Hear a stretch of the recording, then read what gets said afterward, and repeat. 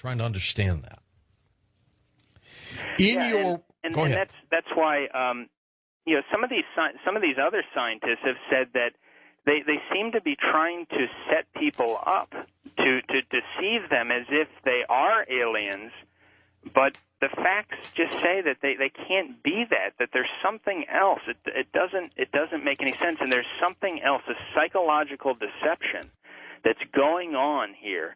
And many of these scientists say, I don't know what it is, but we've concluded that it's got to be that. It's got to be something bigger is going on here than just them trying to show people that, yes, here's a UFO that you're seeing now, we are aliens, that there's got to be something else going on here, on top of the fact that the characteristics of them show that they just cannot be some material or physical craft.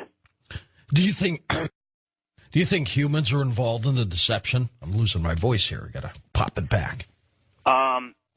As far as I think there have been deliberate hoaxes that have been perpetrated, but I believe that many people are just seeing something that is what the Bible refers to as false signs and wonders to deceive the elect, if that were possible, as it says in Matthew 24:24.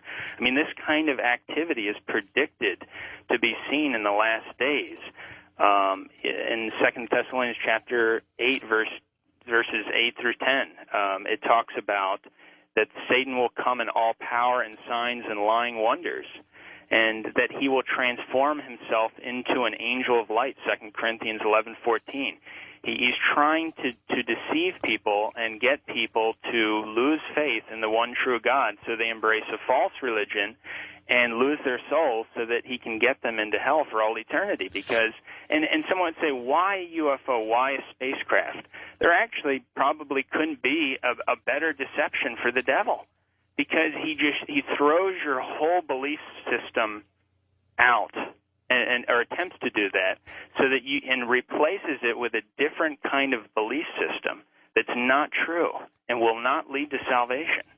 I wonder how many people would, if they believed in extraterrestrial life, would also believe in the one God, rather than, oh my gosh, they're extraterrestrials, I don't believe in God anymore. I don't know what those statistics would say. What do you think? If they would believe in the one true God, if they're ETs? Yes. No, even if they believed in ETs, if people believed in ETs, how many of them do you think would believe in the one God?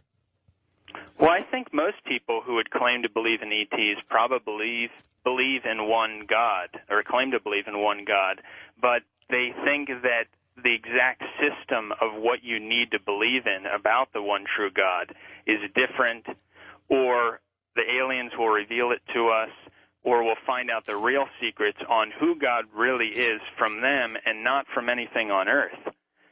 And so, it's an attempted corruption of the truth of what God has revealed about himself and what people need to believe to be saved. So, if UFOs are demons, Michael, if they are indeed demons or the work of demons and the devil, what's the master plan? The master plan is so that people will lose their faith in the one true Catholic religion that he has revealed, true Christianity. He will basically corrupt that, mess it up, get other things in there that will destroy one's faith, or they'll lose the faith altogether. And that's what is happening. We can see from the results of this activity. That has been what's been occurring.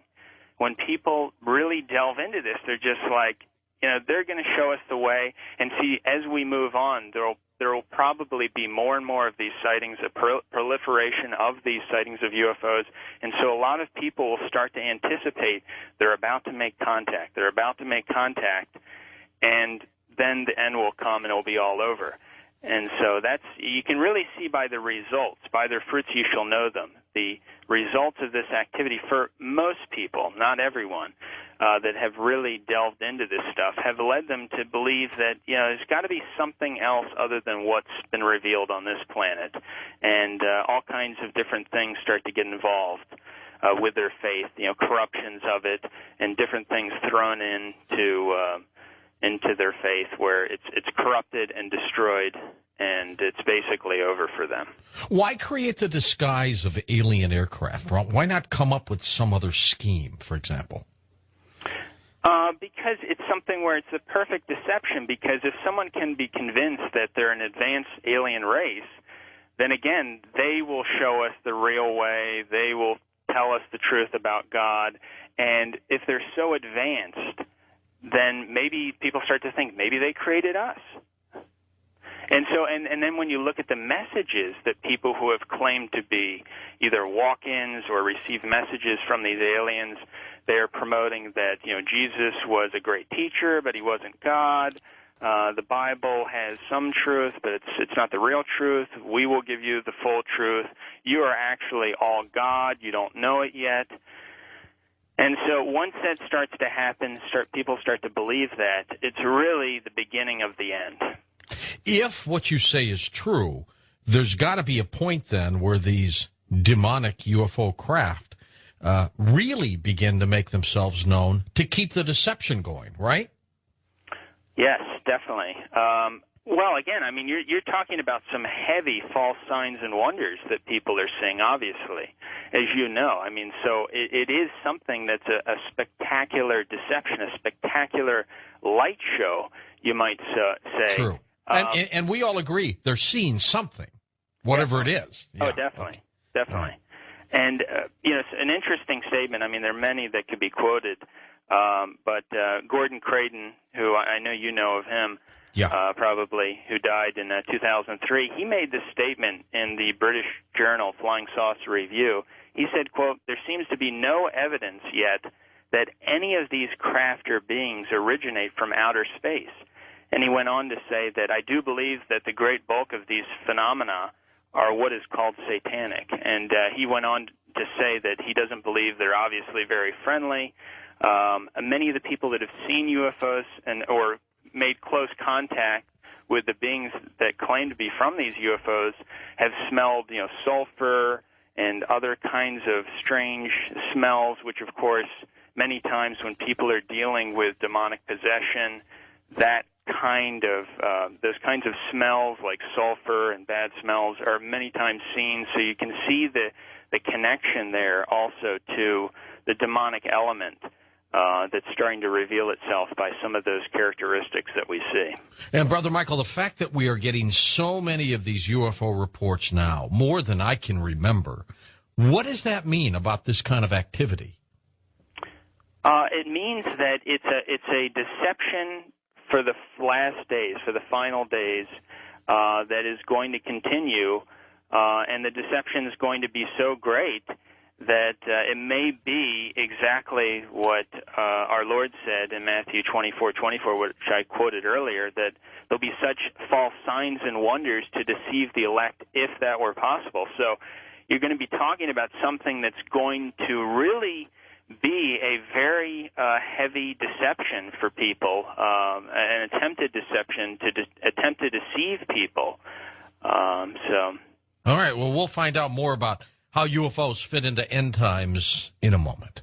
And welcome back to Coast to Coast. I'm George Noory. Brother Michael Dimond, our guest today. We're talking about his latest work, UFOs, demonic activity and elaborate hoaxes meant to deceive mankind.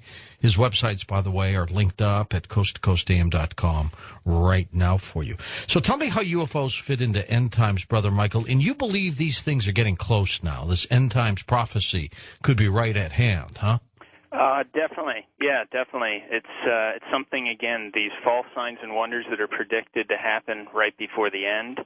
And, again, it's something where, as I was saying earlier, once someone starts to believe in UFOs, then they say, why didn't the Bible talk about this? And you begin to start to question the Bible immediately if you believe that there's veracity to these things really appearing and really being aliens. Are UFOs predicted in biblical prophecy at all? I believe that when it's talking about false signs and wonders to deceive the elect, that it may be speaking specifically about UFOs, and also when it speaks about in 2 Thessalonians chapter 2, verses 8 through 10, that Satan comes in all power, signs, and lying wonders, that is another possible fulfillment. The UFOs are a possible fulfillment of that prediction of how Satan will come to attempt to deceive people in the last days. So, and I think that this will continue, more and more sightings as we've been seeing.